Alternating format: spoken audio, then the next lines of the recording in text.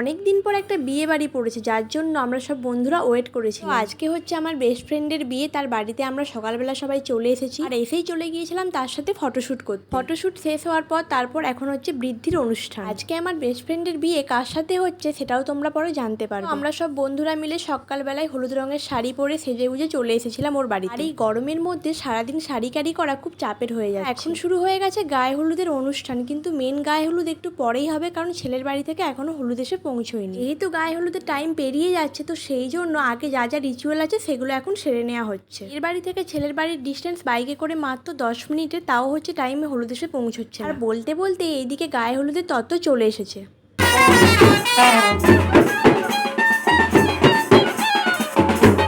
আর সেই ফাঁকে আমরা চলে এসেছিলাম খাওয়া দাওয়া করতে। এটা পেরিয়ে গেছে, এখন না খাওয়া দাওয়া করলে গায়ে হলুদের পর খেতে অনেকটাই লেট হয়ে যাবে। আর আজকে শাড়ির ম্যাচে যে জুয়েলারিগুলো পরেছি এগুলো সব আমি নিজে হাতে বানিয়েছি। কিরকম হয়েছে অবশ্যই তোমরা কমেন্ট করে জানিও। গায়ে হলুদের পর্ব মিটে গেলে তারপর আমরা সবাই বাড়ি চলে যাব, তারপর সন্ধ্যেবেলা রেডি হয়ে এখানে আসবো। তো এদিকে হচ্ছে প্রীতি রেডি হয়ে চলে এসেছে, গায়ে হলুদের শাড়ি পরে নিয়েছে ছেলের বাড়ি থেকে যে শাড়িটা পাঠানো হয়েছিল। তারপর এখানে কিছু ফটোশ্যুট হচ্ছিল, তারপরে শুরু হবে গায়ে হলুদের অনুষ্ঠান। আগে তো সব রিচুয়াল কমপ্লিট হয়ে গেছে, এখন শুধু হলুদ লাগিয়ে দেওয়া হবে, তারপরে হচ্ছে স্নান করাতে নিয়ে যাওয়া হবে। আর সামনের বছর আরেকটাও বিয়ে বাড়ি পেতে চলেছি। তো এখানে গায়ে হলুদের পর্ব শুরু হয়ে গেছে, সবাই মিলে আমরা এখন ওকে হলুদ মাখাবো। হলুদ মাখার পর তারপর আমরা সবাই বাড়ি চলে এসেছিলাম। চলো এই পার্টটা এখানেই শেষ করছি, দেখা হচ্ছে নেক্সট পার্টে।